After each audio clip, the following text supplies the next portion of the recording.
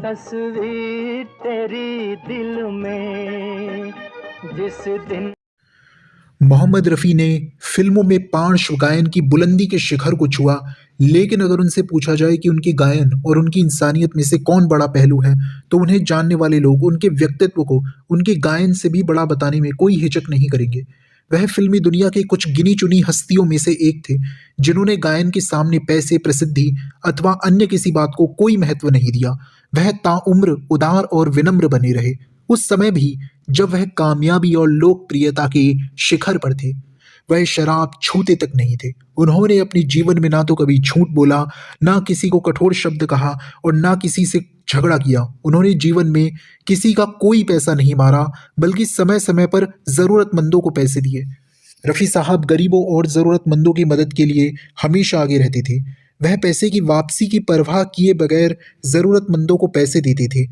वह गरीबों की हर संभव मदद करते थे और नियमित रूप से ज़कात देते थे। शाहिद रफ़ी बताते हैं कि उनके पिता रमज़ान के महीने में रफ़ी मैंशन के बाहर भारी संख्या में जमा होने वाले भिखारियों और गरीबों को अपने हाथ से भोजन परोसा करते थे। लक्ष्मीकांत बताते हैं कि रफ़ी हमेशा ज़रूरतमंदों को उनके परिवार में शादी-विवाह के मौके पर मदद किया करते थे। मोहम्मद रफ़ी के पुत्र शाहिद बताते हैं, अगर निर्माता आर्थिक तंगी में होता था, तो अब्बा उससे कोई पैसे नहीं लेते थे।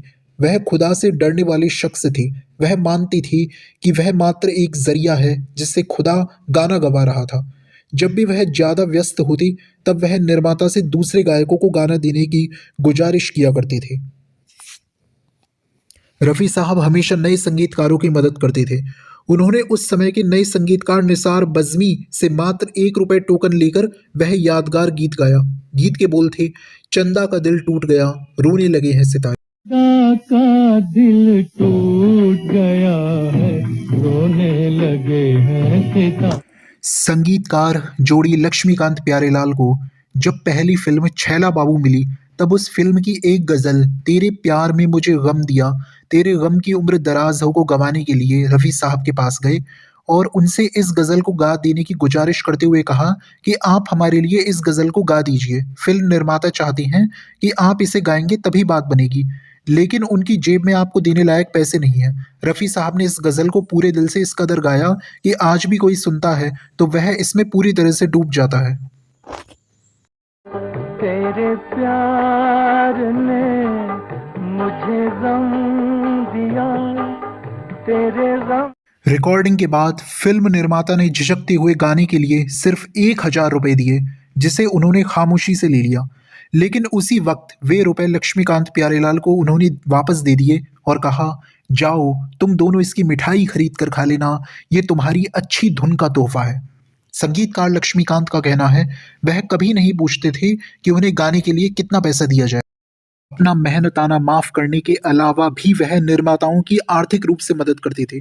वह ज़रूरतमंदों की हमेशा सहायता करते थे। उन्होंने हमेशा बिना वापसी की परवाह किए केवल दिया ही है। मोहम्मद रफ़ी ने पैसे को कभी तरजीह नहीं दी। वह जितना मिला उसी से संतुष्ट रहे। उन्होंने हज़ारों गाने गाए, लेकिन कभी इस बात को लेकर चिंता नहीं की कि उन्हें गाने के एवज में कितना मिल रहा है। रफ़ी साहब पैसे के मामले में अत्यंत संतोषी व्यक्ति थे और उन्हें जितना मिलता था उसी से संतोष कर लेते थे। अपने इसी स्वभाव के कारण उन्होंने संगीत कंपनियों से कभी रॉयल्टी की मांग नहीं की। वह मानते थे कि एक बार जब निर्माता गायक को गाने का शुल्क अदा कर देता है, तो मामला वहीं समाप्त हो जाता है।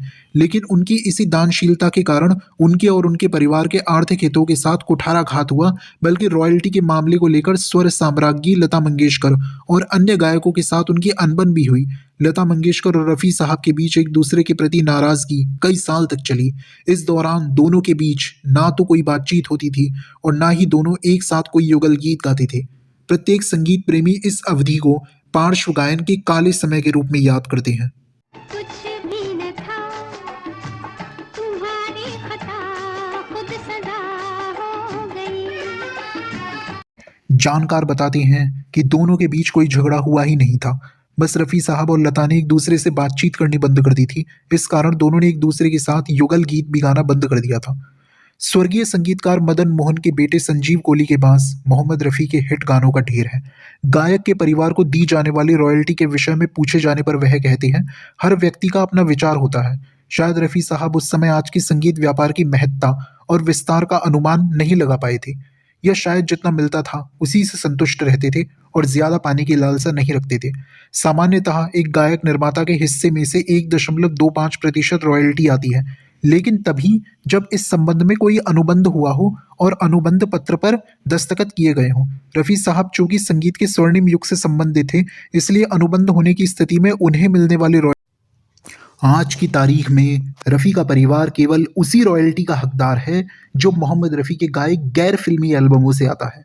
संजीव कोहली ने रफ़ी साहब से कुछ बंगला गीत, गज़ल और शादी के गीत रिकॉर्ड करवाए थे। पश्चिमी देशों में फिल्म और संगीत उद्योगों में रॉयल्टी के हकदार गायक ही नहीं, उनके वंशज भी होते हैं।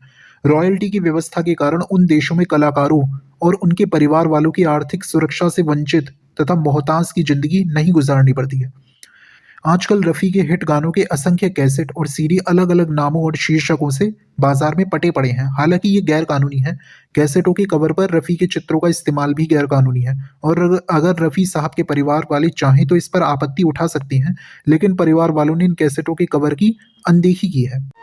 दिल पुकारे आरे आरे आरे, दिल पुकारे।